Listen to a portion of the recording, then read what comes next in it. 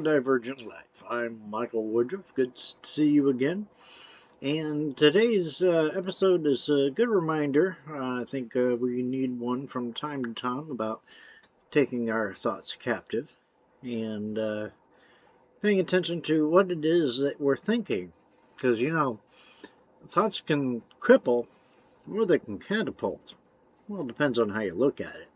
There's a certain state of mind. Now, let's relax for a moment. Imagine that you're reading this or hearing this, listening to this on a white sandy beach. The sun is shining, the slight breeze coming off the water, just enough to keep you comfortable. Your muscles are relaxed and your mind is at ease. You look out at the water, crystal blue water in a quiet cove, a lagoon that you've only seen in movies and in your imagination. The sky has a few tracing clouds moving at such a calming pace, you feel like you could just drift away with them.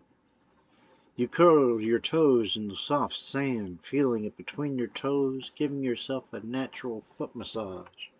The waves lap the shore ever so gently, taking your stress away to the depths of the sea with each pass. You don't even have to close your eyes to imagine it. The natural ebb and flow are seamless. Without warning, it starts to rain, pelting cold rain coming from behind you. The peaceful lagoon turns into a torrent of waves crashing the shore. The temperature drops 40 degrees. You get up, run for shelter, your feet landing on every seashell along the way.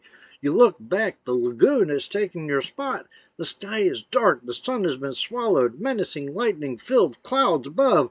Thunder shakes your very bones. You find yourself in the midst of a hurricane. I know, not the best image to have in mind.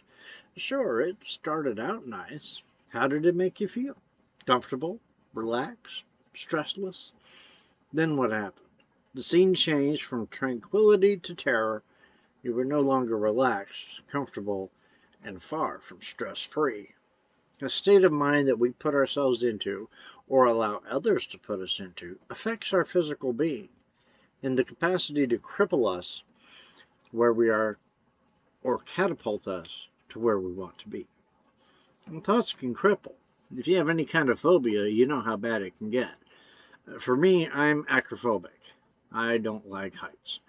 Even looking up at a tall building or playing a video game where my character is on a cliff can activate my fear. My heart races, my breathing becomes rapid and shallow, my eyes dilate, my whole body becomes tense. I'm not up there, but my mind puts me up there, my body reacts.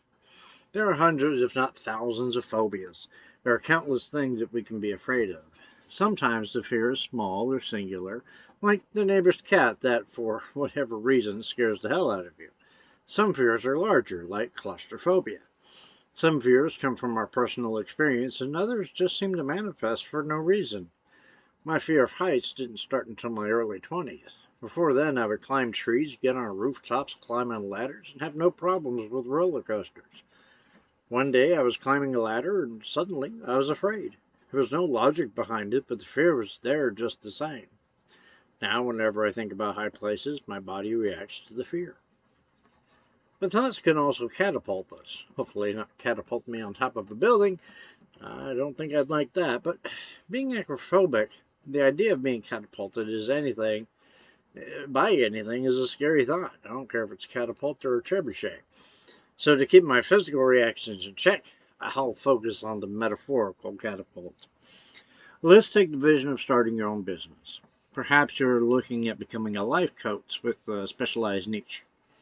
It's early in the process, so you're doing a lot of research. You've taken courses by Robbins, Medanes, Bob Proctor, or any number of life coach experts.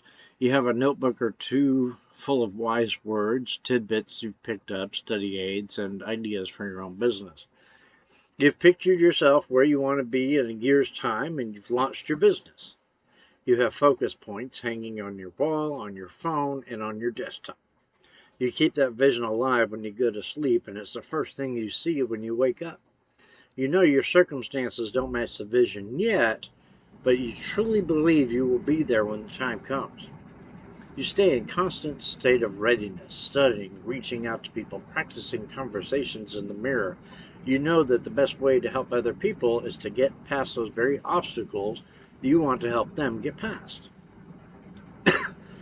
Excuse me. Time passes by, and before you realize it, you've got clients. You're helping people and you're starting to earn money from it. You continue with your mind on your goal, your thoughts on what will be. You feel the joy of accomplishment with every meeting. You learn more about yourself and how you can help your clients. Your business grows. Finding a balance. Reality. Am I right? Probably the most bitter tasting word in the English language. Not because reality itself is so bad, though it might be, but because of the implication it has. As though having a dream isn't part of reality, like having a goal is merely a fantasy. People have told you to face reality. You're struggling because reality is telling you that you're not good enough or you don't deserve your dreams. Reality can be a slap in the face for anyone who is working towards their goal. Your dream, your goal, your reality. Thomas Edison's reality was a world where electricity was harnessed in the form of light bulbs. Okay, don't get started on Thomas Edison and his business and everything else. Just stay with me for it. Tesla had a similar ideas, only his was more free electricity. Lewis Latimer's reality was a more productive filament for those light bulbs. Walt Disney's reality was Disneyland and Disney World. The reality existed long before the rest of the world experienced it.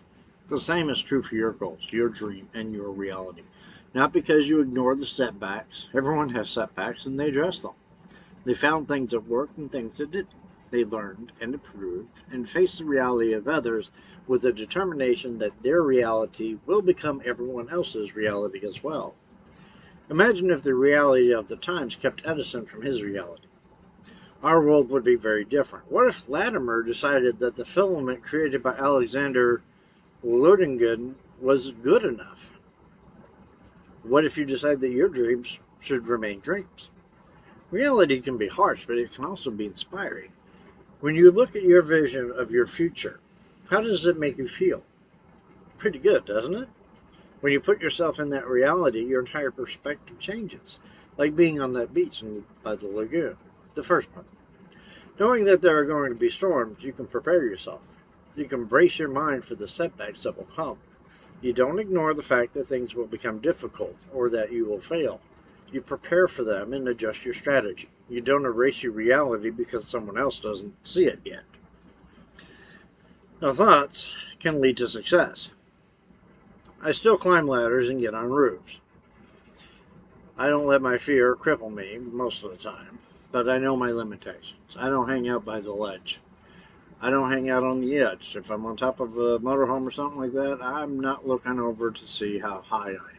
I control my actions by reminding myself of what I can and what I cannot do. The same is true for realizing your vision, your reality. Know your limitations, but work to overcome them. Remind yourself of what you've already accomplished. It will take time.